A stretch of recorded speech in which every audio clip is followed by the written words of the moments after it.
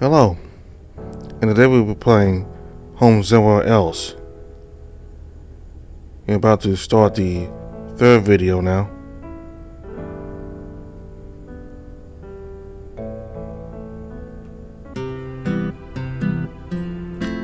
Let's make this the best cafe of this goddamn town. So we get some contractors in here. This is more than some fixing. Your payment will be $5 an hour while the cafe is closed to the public.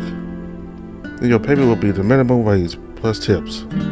And if we do good, I'll see if you deserve a raise or not. Wow, that's so much more than I was being paid yesterday. What was that? Nothing. Anyhow, since I'm paying you so handsomely, your tax will be everything. Everything? Yes, as you heard. Everything. The rabbit spins around in place while laughing, almost as if she's just conquered the world. She points to you once more, striking another one of her poses. As you may have noticed, we have a few things we need to get done before we can open up shop. We have to tidy up, clean, fix the tables, fix the chairs, and a lot more. So let's not delay. Let's start right away. Also, no formalities about me being your boss. But wait, you want me to start right now? But of course, I think I brought you here to slack off. You think I brought you here to slack off? How dare you? But isn't it a bit too fast? Look, muscle W boy, I needed an employee. You needed an employer. Now we're both happy, right? Yes, boss. Call me boss again, I swear I'll kick your... Yes, Jenny. Good. That was a close one. It's really easier than a syrup fresh out of a clothes dryer. The body seems enthusiastic to have you on board, smiling gleefully. Anyhow, is there anything we need to talk about before getting to work? Just one thing. In a couple hours, I need to pick up a kid from school. But there's no problem.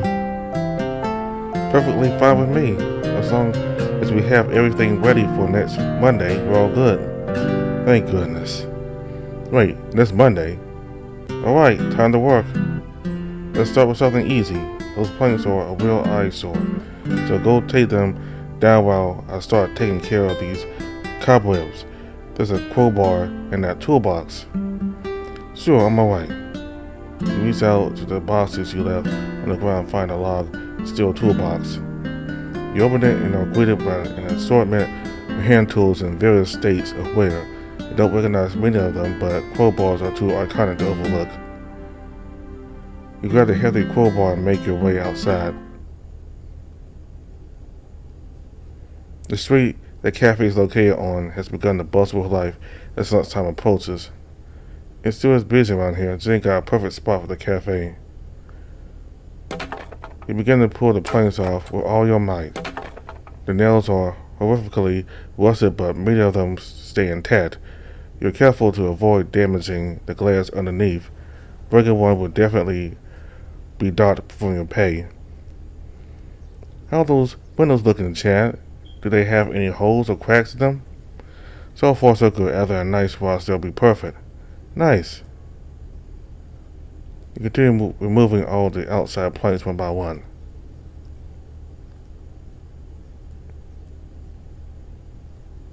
As the last of the outside planks get removed, you notice that the windows have wood nailed to them on the inside as well. You pile the planks in a small mound before heading inside.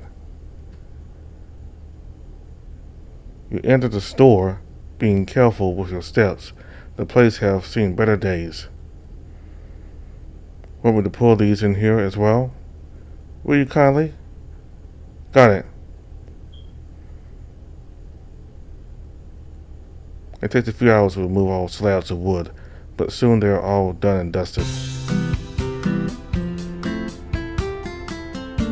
The afternoon sunlight peers from the now liberated windows, bathing the place in a hopeful glow. In this new light, the old bar shows its true potential as you start to feel pretty excited about what may become of this place. Alright, I'm done. Anything else to do? Great, thanks. Tomorrow we'll paint this place, but before we can do that, I need you to move all the tables and chairs and organize them. The less space they occupy, the better. Plus, it'll make sweeping up the place easier for me. Will do. While doing that, I'm going to grab some goods and then some lunch for us on the way back. Any requests? It'll be my treat for a job well done. Don't worry about me. Get whatever you want. Got it. Be right back. Jenny leaves the store, whistling on the way out. You're all alone in the bar, surrounded by broken wood, cobwebs, and tools. How are people so trusting of strangers in this town? She's known me for less than a day, and she's always given me a job and left me to take care of the place. If she trusted anyone like this, if she trusted anyone else like this, it wouldn't surprise me if she got robbed. Or if she hired anyone else, maybe they'd be doing a better job than. You? What? They're startled by a couple laughing as they walk past the store. You try to snap out of whatever negative thoughts you were having, trying to focus on the work again. Let's get going. You close the door before carefully collecting some of the tables and chairs stacked on the sides of the room. You do your best to pile up the tables and chairs into what begins to look like a large tower. Let's just agree architecture isn't your specialty. You turn to see one last table staring you down from the opposite corner of the room. You slowly back away from your furniture masterpiece, checking to see that it won't tumble over. You're able to make it to the long table and grab it. The sound of wood rattling and sliding catches your attention. Sure enough, a chair that was sitting atop the tower is about to annihilate the packages. Shit, the boxes, I won't make it. You sprint to the other side of the room in an attempt to save the fragile packages. You're not sure if Jenny would be pissed off or depressed by the disaster unfolding before you. You stretch out your arm in vain, praying for something, anything else to happen. And strangely enough, something does happen. A jagged-looking hand made out of energy erupts out of your arm. Wait, what?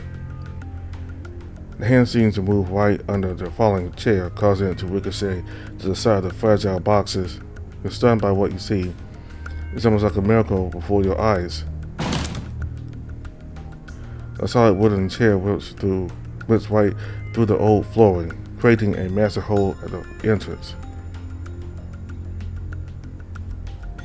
Shit. You can better make out this strange hand, but only for a second. It almost looks like it's made of polygonal faces rather than being rounded like normal flesh. Before you can even move another inch, the hand fizzles up into the air. What was that? That wasn't natural, right? Did that come out of my hand? You cautiously look over the front and back of your hand, but find nothing out of the ordinary. That caused that to happen? You limply try to recreate the exact position your arm was in. That didn't work. But what if you close your eyes and take a deep breath, imagining someone in front of you? You swiftly bring your arm back and push the air for a straight shot. The fist of energy pierces the air, radiating from your knuckles. This one only extends a few centimeters in front of you and disappears like a huff of flame. What the? You lift backwards, shocked by whatever the hell just happened.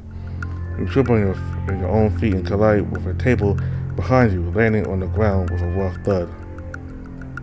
Ouch. Should I see a doctor about this?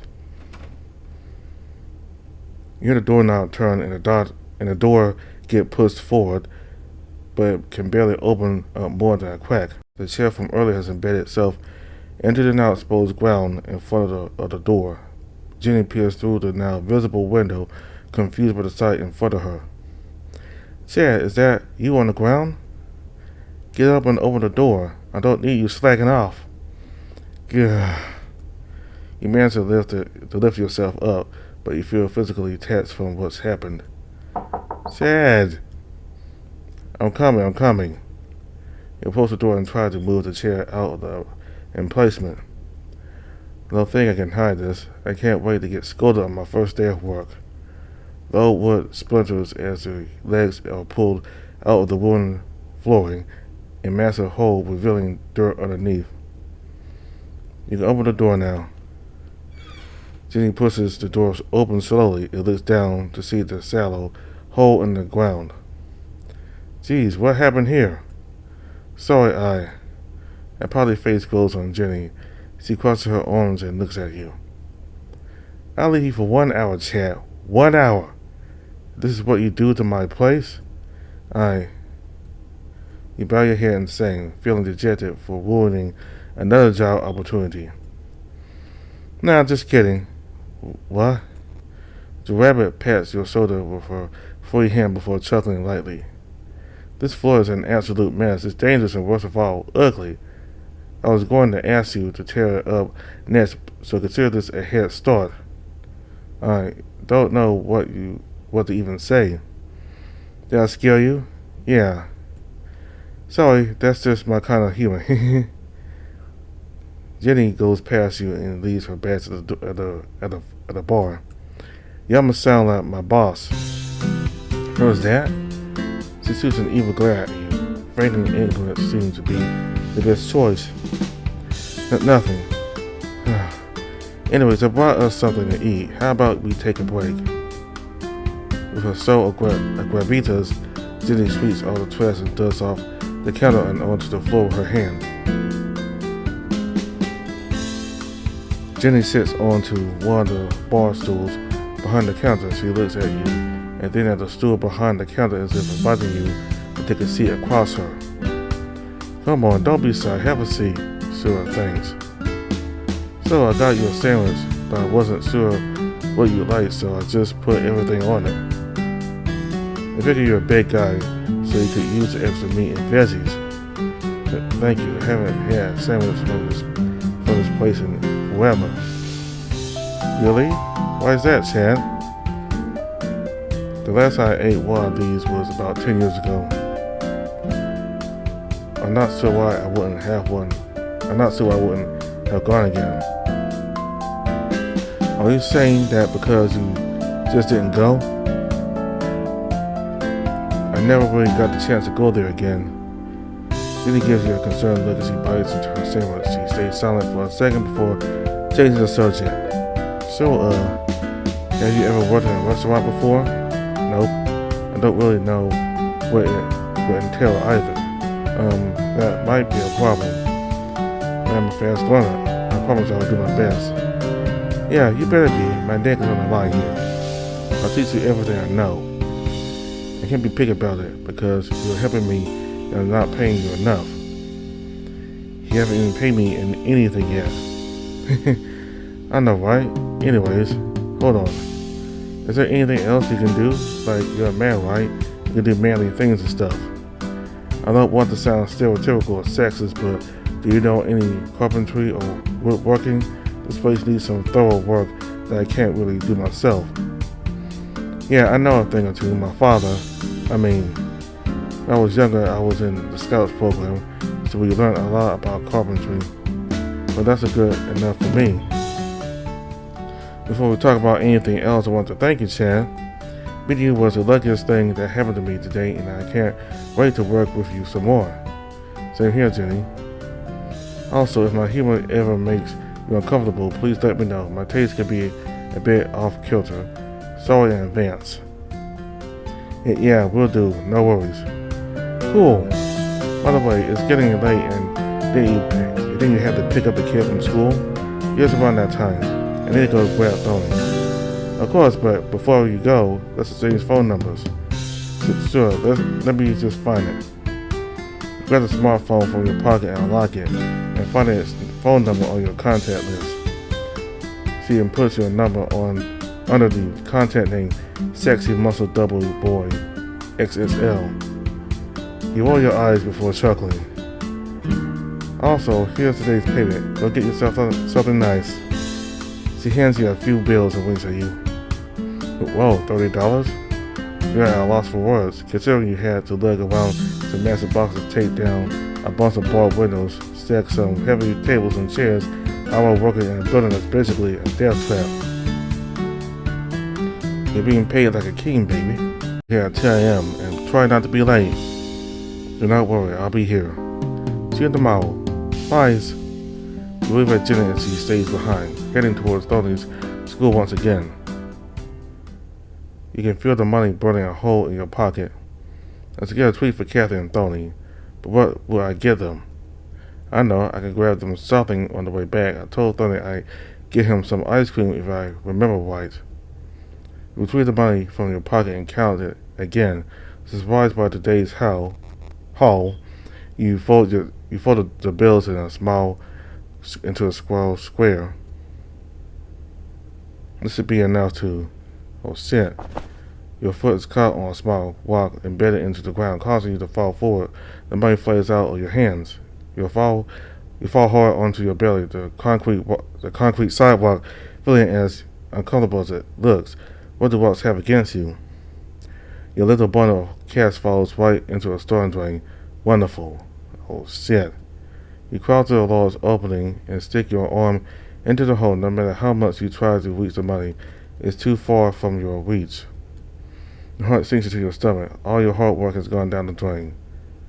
What if... You quickly compose yourself as you remember what happened at the bar. Maybe you could use what you learned to your advantage. You move backwards a little and crouch over the drain, focusing on the bills, which are no more than a few centimeters from falling over the edge. Earlier, that magic hand thing seemed to be able to go no more than half a meter in front of you. That's more than enough to reach the money. You survey your surroundings and find the once busy street is remarkably quiet. This is your chance to do something. You focus on the bills and reach your arm out, but nothing happens. You try to remember what made it work last time. You peek your head from the storm drain once more and see no one. Alright, once more. You take a deep breath, relaxing yourself as best as possible while focusing on the small wad of money. You quickly swipe in front of you with all your strength, imagining something falling from the air. The same palm-shaped hand of energy mimics your movements, lighting up the sewer in a bright flash. Whoa! The light blinds you for a second. You quickly crawl backwards. You sit down in front of the storm drain as you catch your breath. You look down at your clenched fist. You don't feel anything in there, but upon looking at the ground, the little paper square sits in front of you. You smile with glee, happy to see your handwork wasn't lost. I can't believe that worked. But how? When I start being able to do this? You see a bunch of younger kids turn the corner, laughing and running down the sidewalk. Shit, Tony must be done with school by now. You quickly get off from the ground and start jogging to Tony's school. It doesn't take you more than a few minutes to arrive at the school's gates. Greetings, Mr. Lorenzo. I'm here to pick up Tony. Hello there, Mr. The courteous old lion from earlier greets you with a confused gaze, adjusting his glasses as he looks you over. It's Chad, sir. You met this morning. Oh, right. You're here to pick up Mr. Ray's, yes? Yes, Mr. Ray's. All right, let me try to find him. Yo, Mr. Chad. Oh, here, I found him. The older lion and you chuckle lightly, seemingly amused by the kitten's perfect timing. He surely did. What's up, Mr. Chad? Oh, it's nothing. Thank you very much, Mr. Lorenzo. See you tomorrow, Mr. Lorenzo. Likewise. Have a wonderful evening, both of you, and say hello to your mother for me. Let's go meet with Mom. She's probably selling coffee at the park. Oh, alright. The two of you turn the corner and cross a few streets, finally arriving at the park's entrance. The two follow a similar route as before and are once again walking on the vantage point overlooking the city. It really is amazing from up here. I could stay here forever. I really like it here in Maui Marble.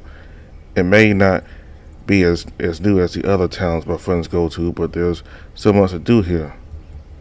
Yeah. Look over there. We should go to the Ferris wheel one of these days. That'd be pretty nice. It's been so long since I've been on it. I'm surprised it's still running after all these years. Oh, hey, there's my mom. Mom! A small roar rings across the park, gaining Kathy's attention from far down the hill. Kathy looks in your direction, then waves with her hand. She seems to be talking to her customer, but it's impossible to tell who it could be from this far away. This way, Mr. Chad. Let's go! The kitten barrels down the hill mid-sentence. His tiny legs and a downward slope makes him unstoppable. Wait, Tony! He chases after him. Tony, so is fast, I can barely keep up. Tony begins to slow down as he finally reaches Kathy, softly crashing into her leg with a hug. She ruffles the top of his head lovingly as you arrive, finally able to see who she's talking to. Why? Oh, hey, Chad. Thank you so much for picking up Tony. Yeah, no problem. So Chad, Tony, this here's Frederick. He came to apologize about yesterday. Hi. Hello. Tony looks at you as you stare down Fred. He bothers me cut Faye all the time. This is the first time we finally got to chat, considering everything that happened. That's nice. You were right. Kathy's cafe are pretty good. Yeah, they're delicious. I always try to get one from her whenever I am able to. Well, thank you. I'm glad you liked them. Wow, Mr. Frederick, you're so big. Do you and Mr. Chad go to the same gym? Well, no, we don't. Yeah, that can't be. Tony pokes you. Hey. Tony pokes Fred. Whoa there, buddy. Tony, stop doing that.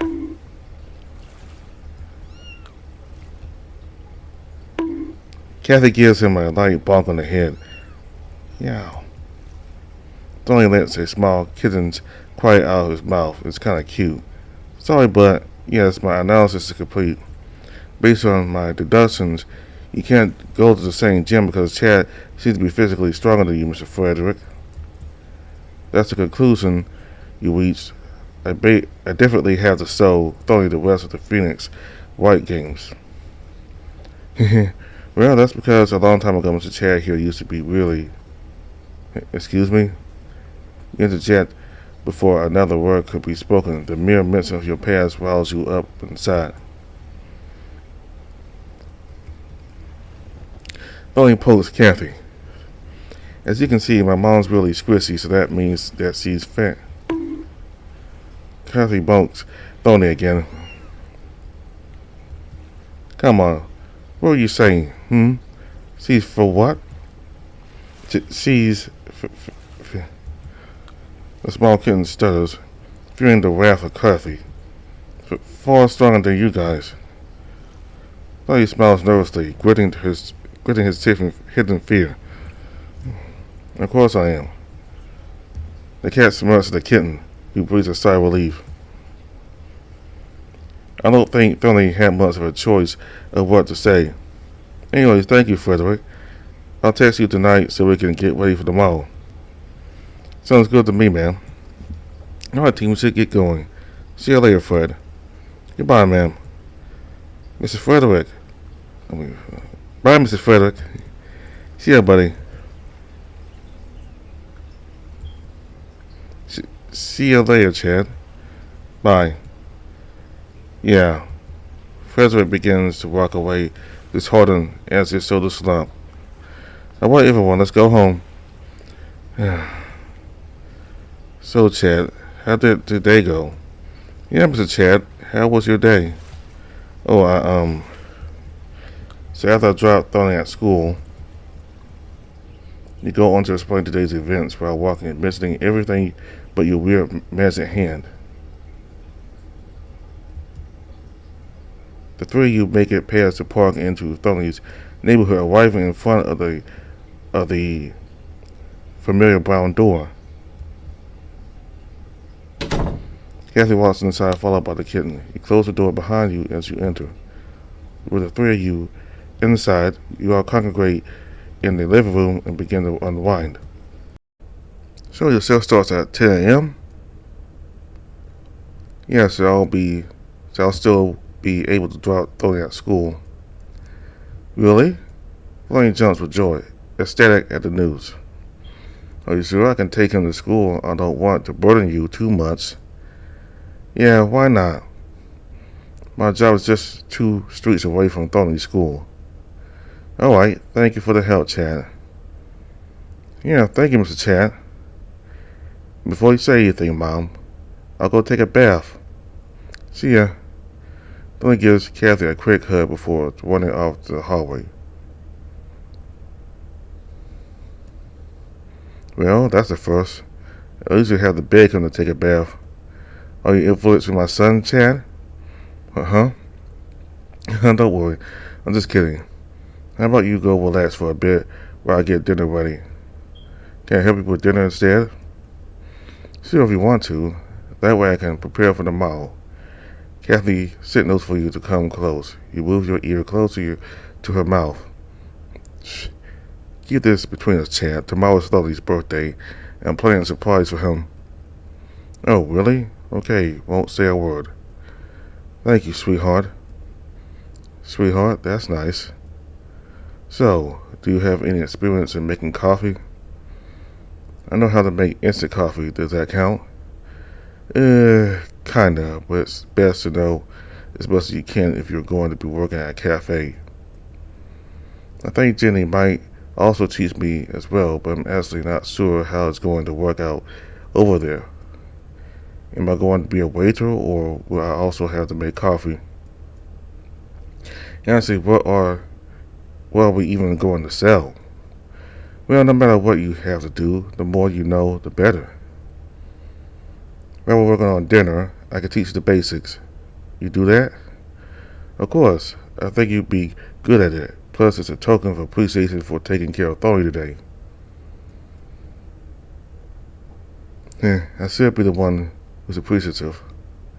So where do we begin? Alright, so first things first.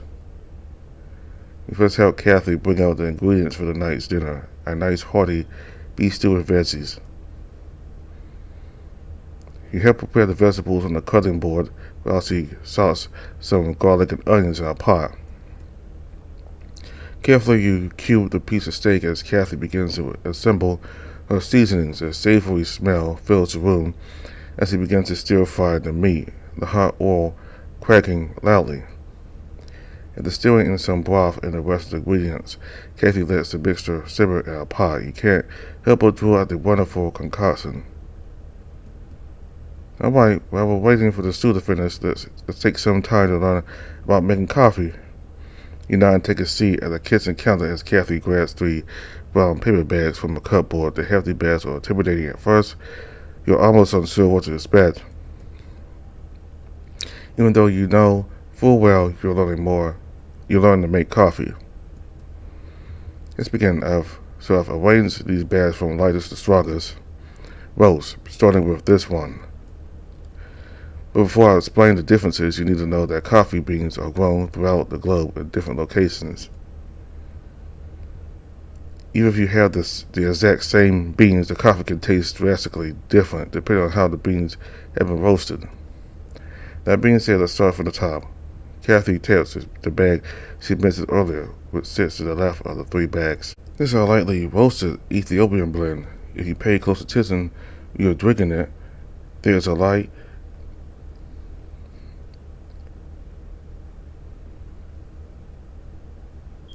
This is a lightly roasted Ethiopian blend. If you pay close attention when you're drinking it, there are light floral overtones with some hints of citrus and honey.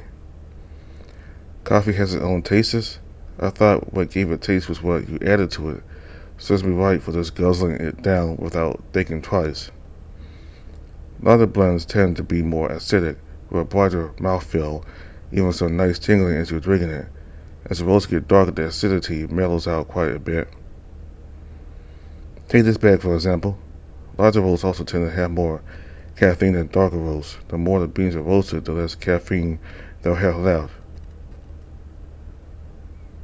When turning back to espresso, they tend to use much lighter roasts, if I'm not mistaken.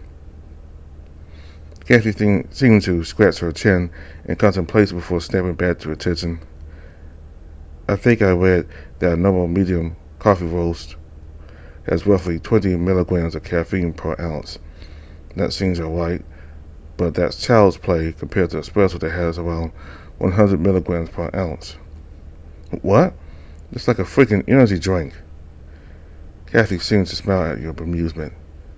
And that's why people use tiny cups. If you drink a mug full of espresso, you might lose your mind or die. Anyways, let's get back on track. As roasts get darker, the acidity mellows out quite a bit. Take this bag for example. Kathy pats the bag in the center in an almost loving way.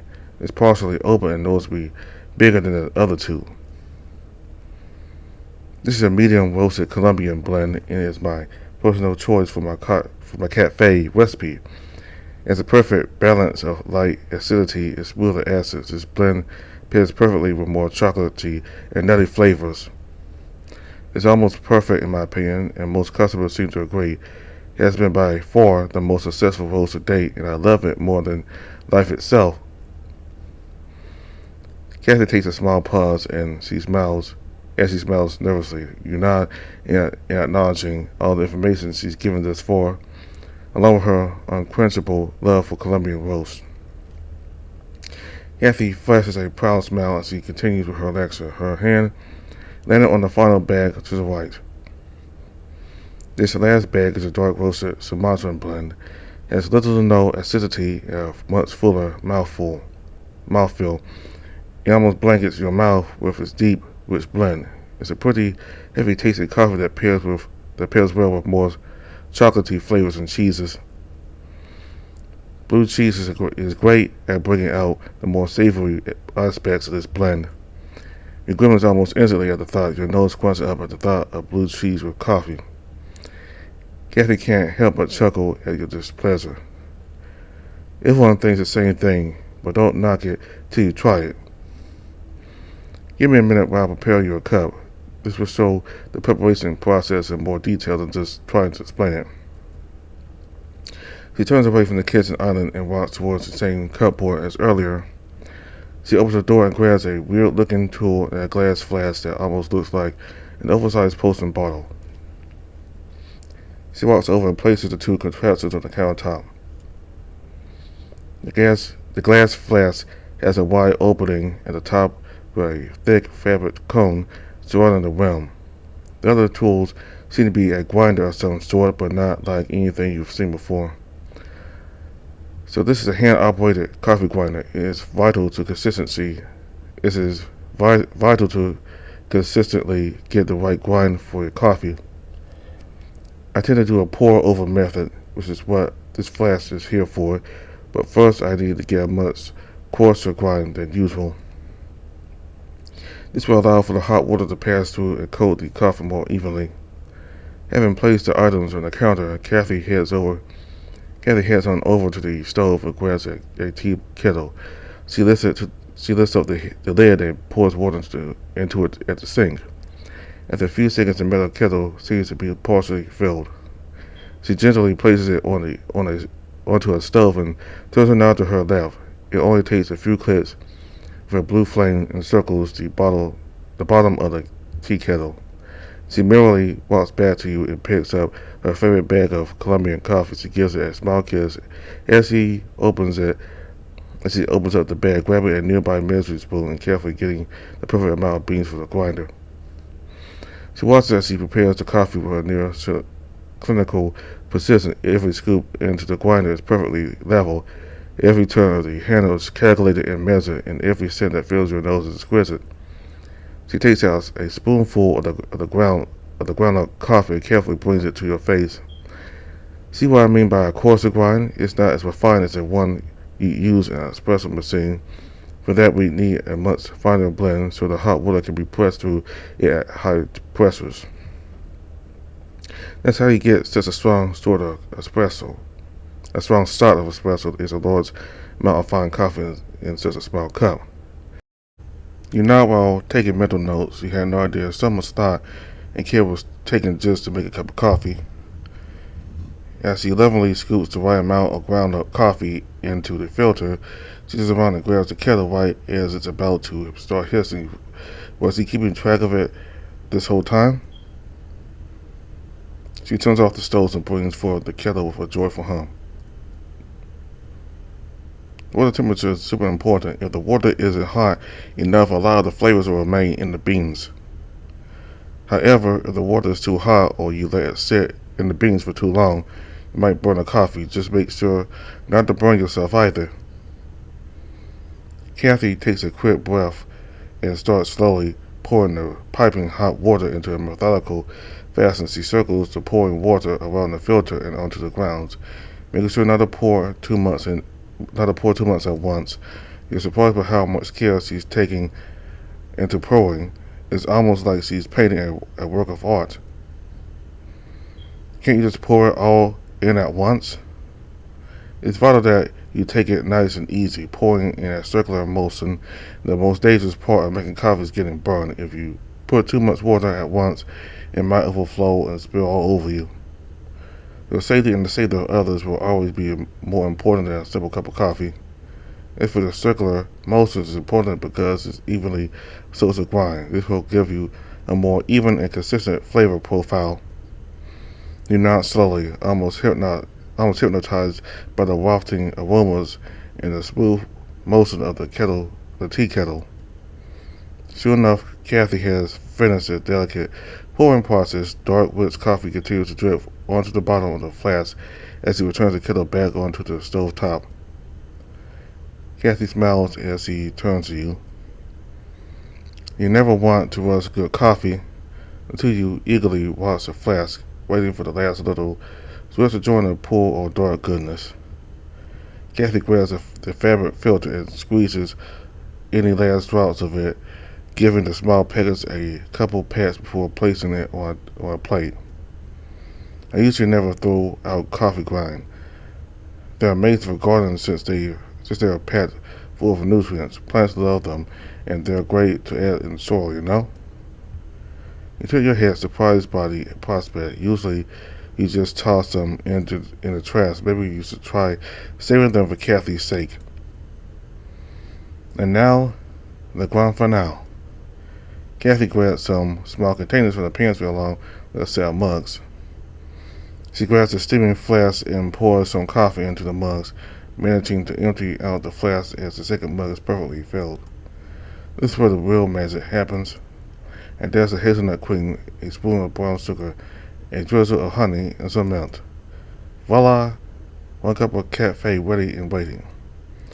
I hope my demonstration helped you out some, Chad. It seems daunting at first, but I know you can make a great cup if you give it a try. The cat steers the coffee with a spoon before handing you one of the mugs. You blow on it a little and take a sip.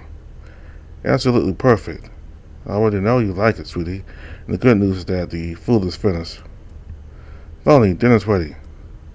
God, this is so nice. I definitely learned more than a thing or two. Thanks, Kathy. I'm sure it'll be helpful.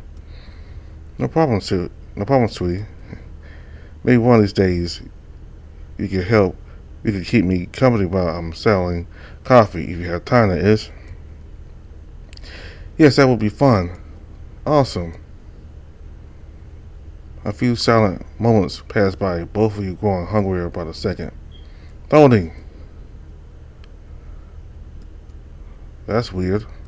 Chad can't go and check Tony? Sure. You step out of the kitchen into the dimly lit hallway. Near the end of the hall, you find a door with bright animal stickers and the words, Tony's Fort. Cute. You knock on the door rhythmically, but are met by silence. Tony, dinner's ready.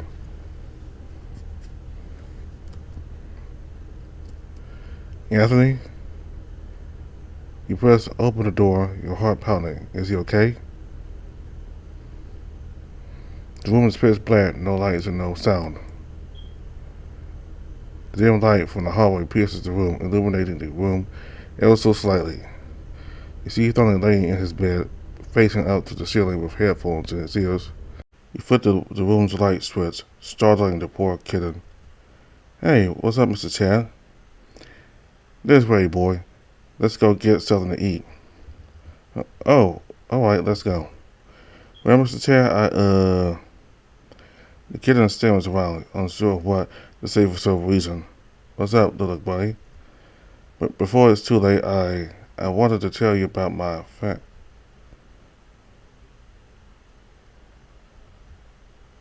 Once more, Thorny seems to start and stop his sentence before going silent.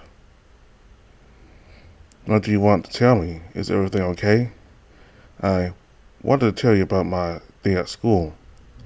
Thorny smiles nervously. He's acting like he's in between a rock and a hard place and you don't have a clue as to why. "Okay, how was your day at school?" It was okay." Before he could continue, Thorny bounces up off his bed, throwing the headset onto his pillow. He whistles past you out the door, closing it behind you. What was that all about? You make your way out of the room, paranoia beginning to gnaw at the back of your mind.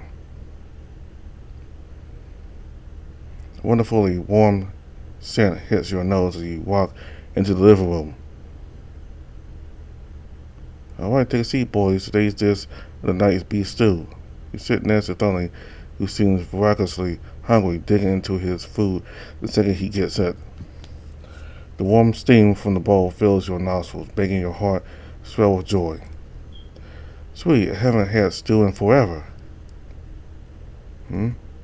Really? Well, stew is my favorite dish this time of year, so get ready to have your fill."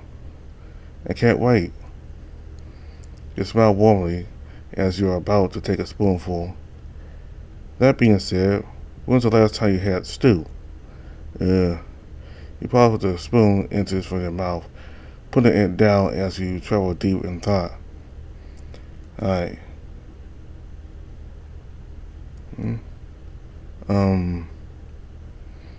Both of them look at you patiently, expecting some formal answer. "I don't really want to go there. I haven't known them long enough." That doesn't really matter. This stew is delicious. But you haven't even tried it." "Busted. That's what I can tell with the delicious smell." Kathy stares you down with a mild smirk. She's only slightly amused. When it comes to stew, homemade is the only way to go. You can taste the love when someone who cares about you makes it. What does love taste like? I imagine it's kind of salty." "Oh yeah, I agree. To be honest, everything you've made so far has made me feel happy and warm." Love is the secret ingredient that can never be replicated. My grandma used to make the best stew, and she would always make it when I had a bad day.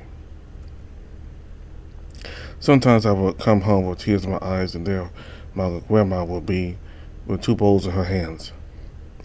Before she died, she gave me her recipe, but no matter how many times I tried to make it, like she said, it just doesn't taste the same.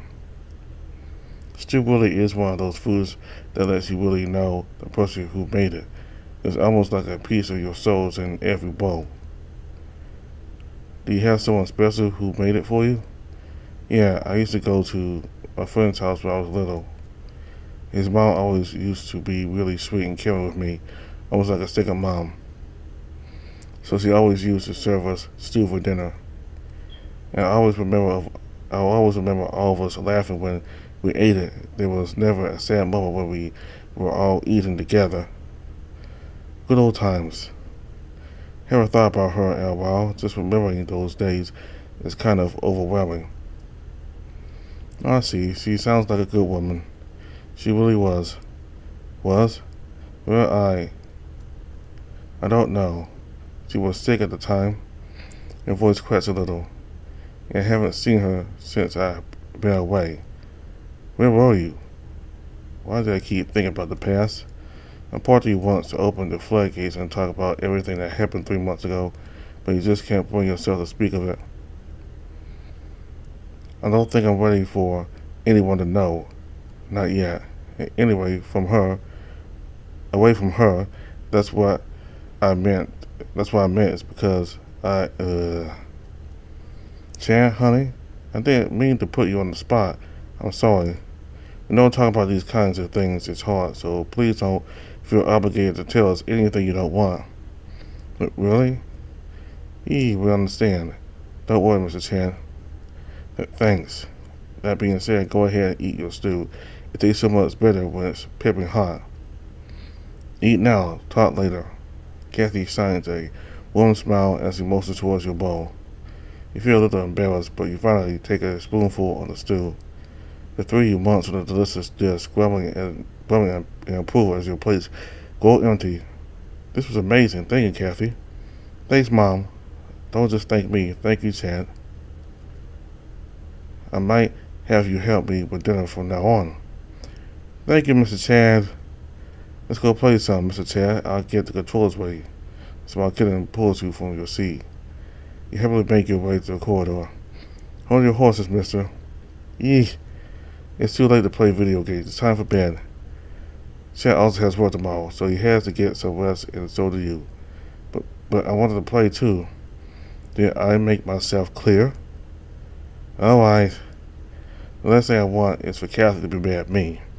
Good. Now, I'll clean up while you both go to your rooms and get ready to sleep. Tony looks a little disappointed.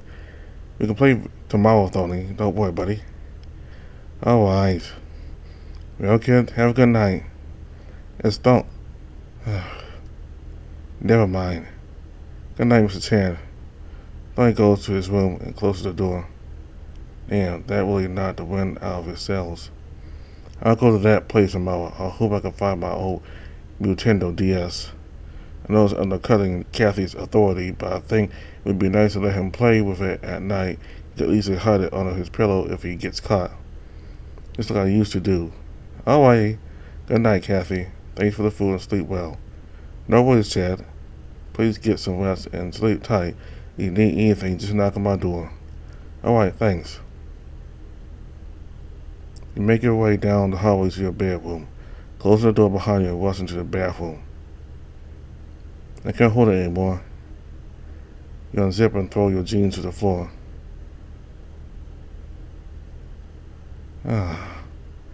Waited all day for this. You also hands as a calm washes over you, the relief being a reward in itself. You know holding it for so long is unhealthy, right? You return to your room. You walk over to the small bedside lamp before turning off the room's light switch. With the room dimly lit, you take off your shirt. It feels wonderful to finally be able to let loose again. The soft blankets rub against your fur as you crawl into bed. Finally. God, this is so nice. You reach over and turn the lamp switch, examine the back of your hand in the warm light. What on earth happened today? Do I have powers? You roll onto your back, staring at the now pitch black ceiling. When did I get it? Or have I always had it? And why did it show up all of a sudden? I mean, I'm really glad it did, because I would have been screwed if that chair had destroyed those boxes. There's no way I imagined it. It happened twice.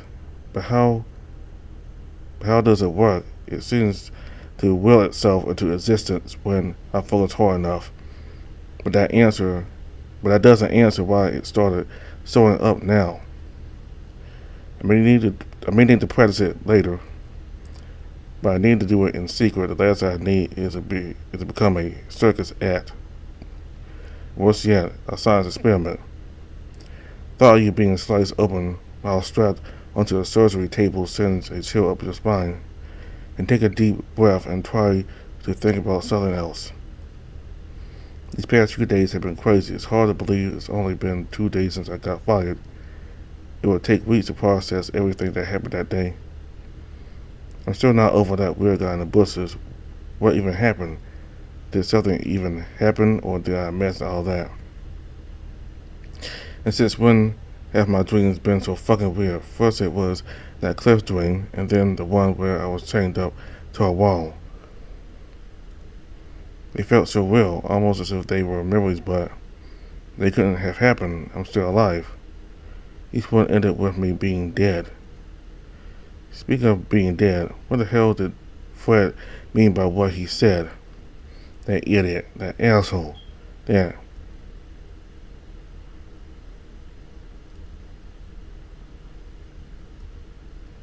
What happened to us? Why did things end up like this? As your eyes began to grow heavy, remember by the sun's warm glow, the rustling of windswept grass, his golden fur pressed up against yours. This is the smile you've seen 1,000 times. Frederick.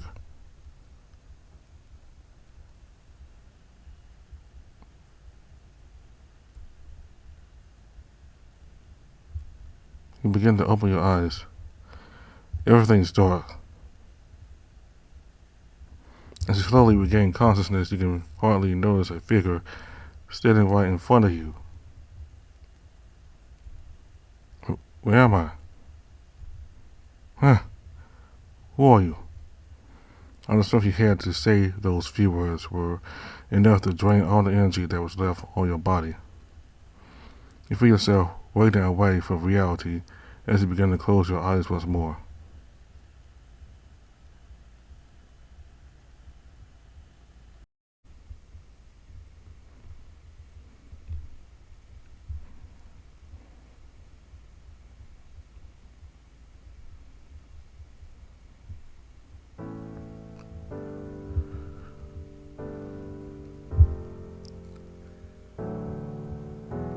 So that was obviously the man from the park, the big hooded man, the blue hooded man who looks like a feline. He looks like to be a white tiger, I think he is. But anyway, this man here apparently, I don't know anything about this person here, this mysterious person. I think he's going to be important in the story down the line. After a while. I don't know how, but I don't know why he's in a hood or like that. I do not know. Maybe it has something to do with Chad's powers and that he discovered while he was at work. And maybe this hooded person has some kind of interest in Chad's powers. I'm not sure. Maybe he has powers. I don't know. And maybe he had some kind of interest in Chad, and he wanted to see. Maybe his interest in Chad because of his powers, and he wants to check his abilities out.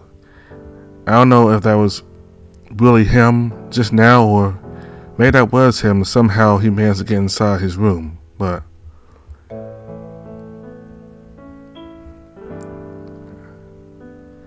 I think he's gonna have some kind of role later on in the story.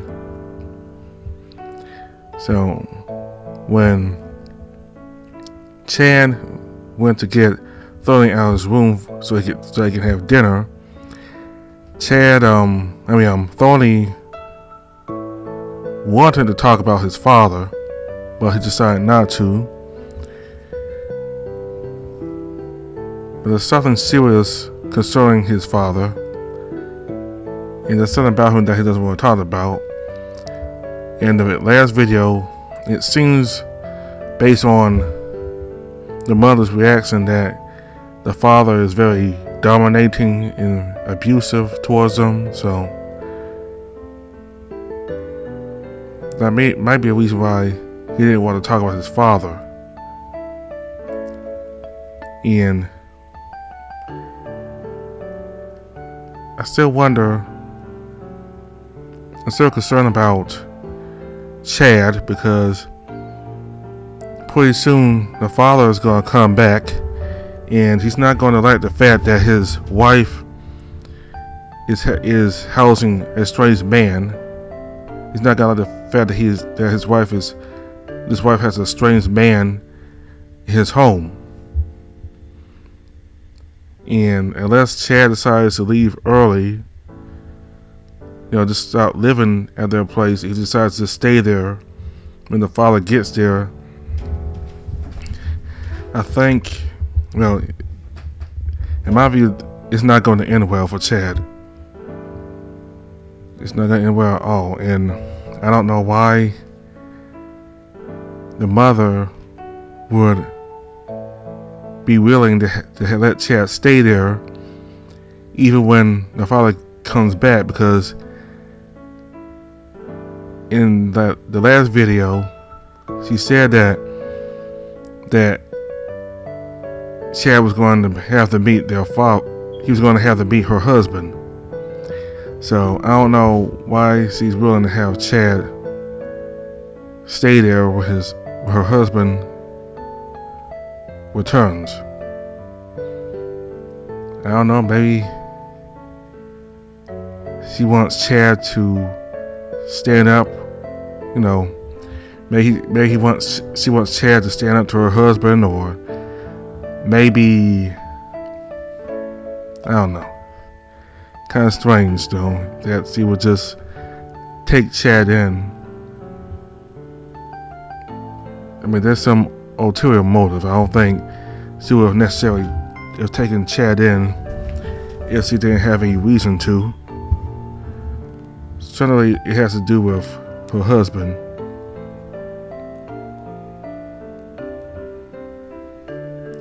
And that part where Kathy scolded both Chad and Tony, that was funny. I mean, she seemed to be not just a motherly figure to Tony, but she's also a motherly figure to Chad also.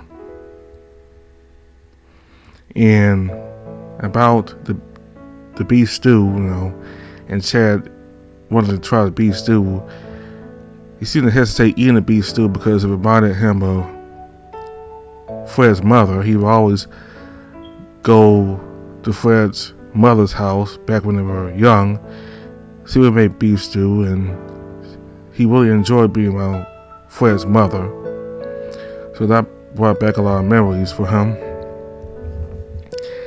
And I don't know I only read the story, so I know everything that happens, but certainly back when this game first came out, I was reading it.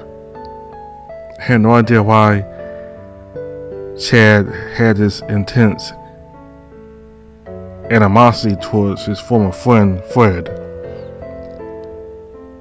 I'm not going to tell you his reason, but you'll just have to continue playing, just continue watching the videos to figure out. But initially, I didn't understand why Chad has such a animosity towards Fred.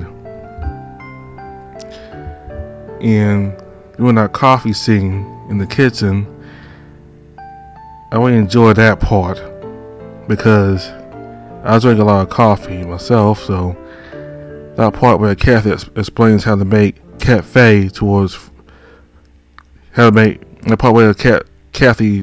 how to make Kathy to Chad, that's something that I found useful for me to consider making myself. And it looks like this job Chad has I think it will be okay for him. Unlike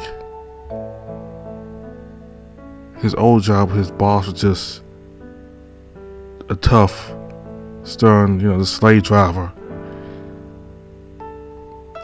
His new boss at this cafe, he seems like a funny person. I can make jokes a lot. So that's all I have to say for now. All the information for the games in the description box below. Thank you all very much for watching. Goodbye.